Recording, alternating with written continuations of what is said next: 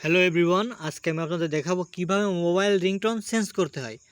So যারা mobile ringtone change করতে পারেন না তারা সম্পূর্ণ ভিডিওটি না টেনে দেখতে থাকুন। অনেকে অনেক দিন ধরে মোবাইল ইউজ করতেছেন কিন্তু বারবার একটা রিংটোনই বেজে চলছে, কিন্তু মোবাইল থেকে কিভাবে রিংটোন চেঞ্জ করতে হয় আপনারা জানেন না।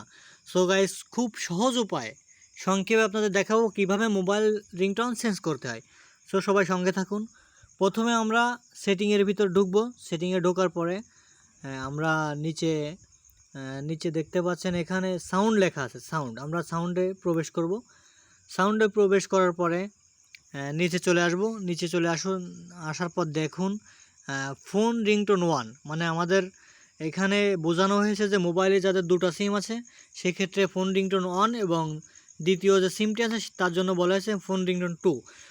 আমরা প্রথমে আমাদের 1 নম্বর সিমের রিংটোনটি সিলেক্ট করব। সেক্ষেত্রে আমাদের ফোন রিংটোন 1-এ প্রবেশ করব। এখানে আমাদের প্রথম যে রিংটোনটি আমাদের ইউজ করা আছে সেটা হচ্ছে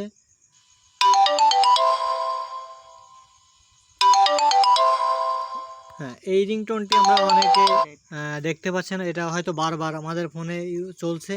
এখন আমরা রিংটোনটি চেঞ্জ করে অন্য একটি রিংটোন এখানে করতে চাই।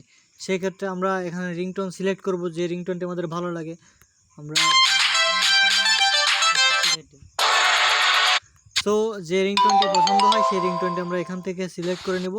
তো এই রিংটোনটি সিলেক্ট করে নিলাম আমরা।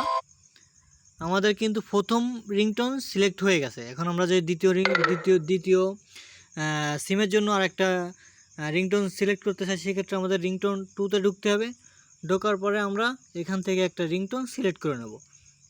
এই রিংটোনটি আমরা সিলেক্ট করে নিলাম।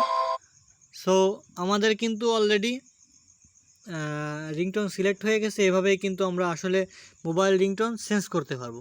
সো গাইজ, ভিডিওটি যদি ভালো লেগে থাকে তাহলে অবশ্যই লাইক করবেন, কমেন্ট করবেন এবং আমাদের চ্যানেলের সঙ্গে সাবস্ক্রাইব করে সাথে থাকবেন। সো গুড বাই, ভালো থাকবেন।